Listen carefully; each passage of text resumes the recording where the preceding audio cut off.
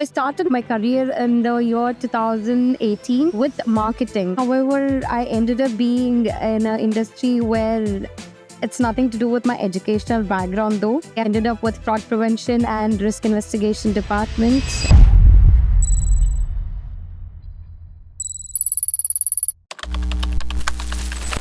Hi, I welcome you to Changemakers by VPS podcast. Thank you so much for joining us in today. Thank you so much for inviting me to join. So, before we get into the actual conversation, would you mind letting us know a bit about yourself, your journey so far, and also the work that you do? Yes.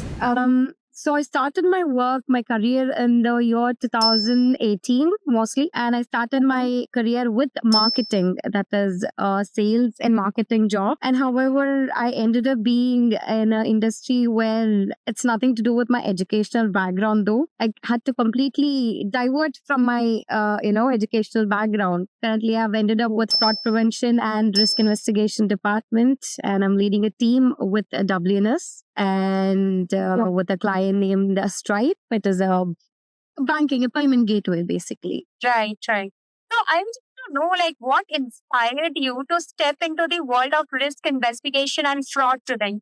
It was nothing, there was no plan of, changing my careers or anything. But however, post my education, I did my MBA, by the way, in the marketing and HR. I explored both those fields through college placements. I got into Nestle. That was my first company that I worked with. For a year, I tried that sales and marketing division, and I somehow, that was not my cup of tea. It doesn't work for everybody. That didn't work for me. Post that, I thought, okay, maybe I'll try my hand at HR. And I did try my hand at HR, however, roll up there as well. I did not find the job very interesting. So I took a step back, waited for a while. I took a 6 months gap from my career, thinking what next can be done. And this time I don't want to keep shifting my career because that is going to affect my, future as well, growth as well. So I took a step back and I started taking a research about which is the industry which is upcoming or growing now so that I can invest myself in that. And mostly, I think it is a known thing that the background checks of fraud prevention is not big in India. Even now, the field that we're mostly working for abroad countries rather than Indian, financial companies. So Right. that was something which was a new addition to the job roles, and there was a lot of certifications required for that. And I took a time for research and did that certifications in AML, that is anti-money laundering division. So I took quite a bit of a time and invested again in my, in upskilling myself. That is how I entered the field of risk investigation, and I joined hands with Amazon.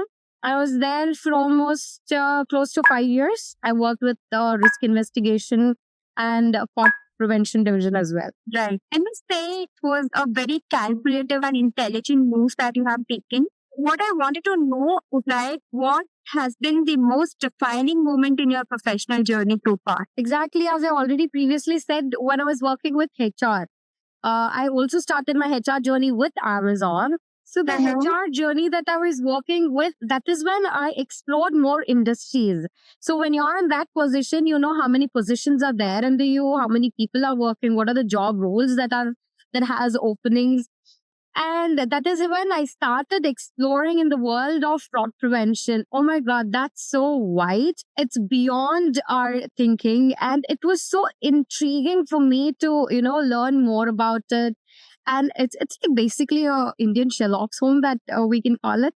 It was really nice exploring that side of a world wherein you are into somebody else's, mind or everything. You can basically have control of the financial aspects and you get to investigate and find if there are any criminal activities. That was challenging. The aspect of challenge and not being a monotonous job is what intrigued, and that is what was the defining moment where I thought that okay, this is not going to be my professional journey, and that is my professional journey which I want to choose.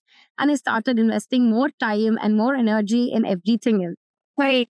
So tell me one thing, how do you stay calm while handling high risk cases and also taking critical decisions? So that's a really nice question. And also, it's not very easy to stay calm in this profession. I would honestly say it takes really, really, really a lot of time to, make yourself calm and gain that knowledge. And you need to keep changing according to the financial changes or the latest laws and implements that happens.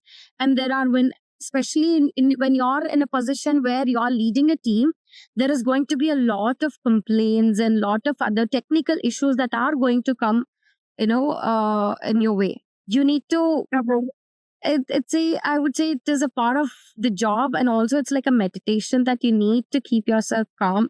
You cannot go really agitated on anybody or anything. The major thing is it comes with a job anyway. So when you're actually working with a particular line in this crime industry, you need to be in their shoes. I would say you'll have to think as the criminals think. You'll have to be a little bit of criminal there, and that gives you the calmness instantly. All right, it was really an insightful conversation, and thank you so much for joining us in today.